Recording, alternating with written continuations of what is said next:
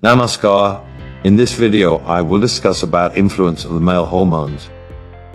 Fluctuations in blood pressure due to unstable emotional states and the sudden release of emotional tensions have always been considered harmful to cardiovascular health, and researchers at Texas University, San Antonio, USA have recently found a clear link between the male hormones and cardiovascular damage.